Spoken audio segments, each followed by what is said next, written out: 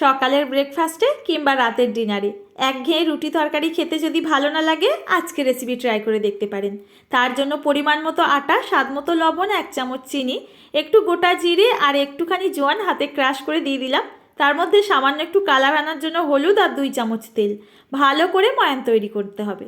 এবার অল্প অল্প করে জল দিয়ে এই আটার ডোটাকে মেখে এটাকে ঢাকা দিয়ে রেখে দিচ্ছি। আর এদিকে পুর তৈরি করার জন্য 1 চামচ তেল, একটু জিরে, তার মধ্যে কোচানো গাজর, ক্যাপসিকাম হালকা করে ভেজে পেঁয়াজ আর লঙ্কা কুচি আর টমেটো কুচি দিয়ে দিলাম। হালকা করে নাড়াচাড়া করে নেওয়ার পর স্বাদ মতো লবণ, হলুদ, জিরে গুঁড়ো দিয়ে মশলাটাকে ভেজে নিয়েছি। এখন সেদ্ধ করে রাখা আলুটা দিয়ে নামানোর আগে একটু ধনেপাতা কুচি দিয়ে নামিয়ে নিলাম। আগের থেকে মাখা আটার একটা করে খামি তৈরি করে নিয়েছি।